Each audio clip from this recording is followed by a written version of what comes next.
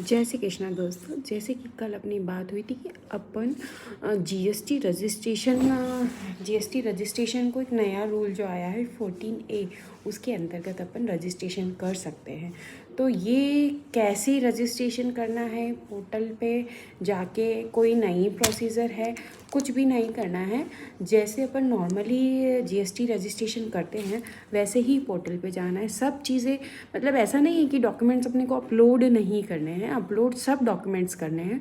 But जो जब अपन selection करते हैं ना कि आप कौन से सेक्शन में सिलेक्शन करने वाले हैं, जब पैन आधार से कर देते हैं फिर उसके बाद वो नीचे आता है, तो वो नीचे की स्लैक में उसमें लिखा होता है कि आप इस सेक्शन में रजिस्ट्रेशन करना चाहते हैं या नॉर्मली। अब इसमें भी डेफिनेशन बहुत अलग अलग है कि 14A में रजिस्ट्रेशन करना और नॉर्मल में रजिस्ट्रेशन करने में क्या डिफरेंस है। एक्चुअली क्या है कि 14A में रजिस्ट्रेशन करने के लिए कुछ बाउंडेशन सरकार ने लगा दी है। बाउंडेशन जैसे कि इस तरीके से कि आप 14A में रजिस्ट्रेशन करा रहे हैं तो आपको सिर्फ मंथली जो आपकी टैक्स है वो 2.5 लाख से ऊपर नहीं होनी चाहिए। और जैसे ही वो 2.5 लाख से ऊपर होती है आप उस रजिस्ट्रेशन के लिए एप्लीकेबल नहीं है। तो अपने को ये चीज़ ध्यान में रखना। वैसे तो नॉर्मली जो भी छोटे व्यापारी होते हैं उनकी मंथली 2.5 लाख की कहाँ ही होती है, तो ऑब्वियसली करवा सकते हैं। और ऐसा नहीं है कि अपन अगर करवा लिया और अपनी मंथली 2.5 लाख से ऊपर है तो कम से कम 3 महीने का अपने को इसका रिटर्न भरना है।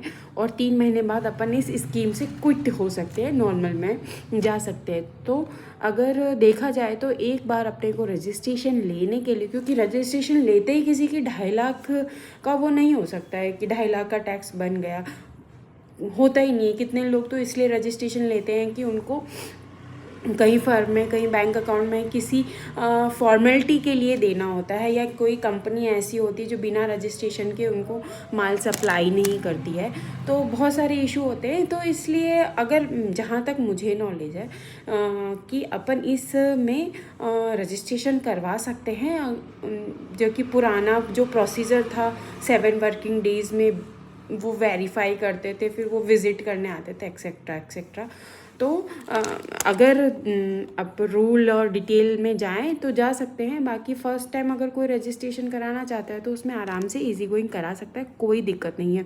इसका वीडियो भी मैं अपलोड करूँगी कि रजिस्ट्रेशन में ये 14A वाला ऑप्शन कहाँ पूछता है। ठीक है, आप मेरे नेक्स्ट वीडियो के लिए वेट करिए और मुझे सब्सक्राइब नहीं किया है तो सब्सक्राइब कीजिए। धन्यवाद। राधे राधे।